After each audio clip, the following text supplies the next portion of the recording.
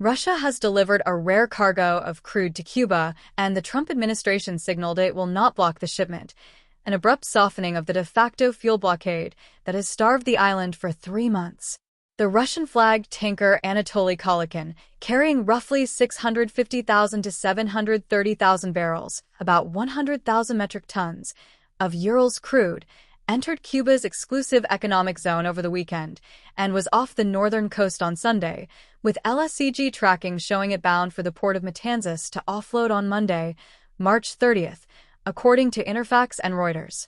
The arrival is the first oil shipment to reach Cuba in 3 months, President Miguel Díaz-Canel said, breaking a dry spell that began after Washington halted Venezuelan crude following the January 3rd capture of Nicolás Maduro and threatened punishing tariffs on any country that supplied Havana.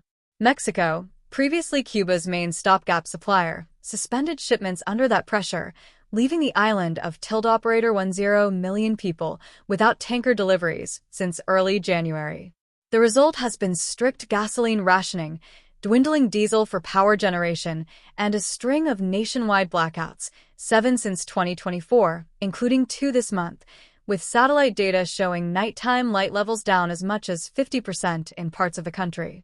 Trump said Sunday he would allow the delivery, telling reporters he has no problem with countries sending crude to Cuba and framing the decision as a humanitarian carve-out. The New York Times and Reuters cited U.S. officials who confirmed the administration is letting the sanctioned Russian vessel pass. The Anatoly Kolodkin is on U.S., EU, and UK sanctions lists tied to Russia's war in Ukraine, and analysts noted it is part of Moscow's shadow fleet. Moscow called the cargo a humanitarian shipment, and Russian officials have pledged broader material support as Cuba's grid buckles. Energy expert Jorge Pinion, University of Texas, estimates the crude could yield roughly 180,000 barrels of diesel, about 9 to 10 days of Cuba's typical diesel demand, once refined. That won't end the crisis, but it offers short-term relief for hospitals, transport, and power plants that have been running on fumes.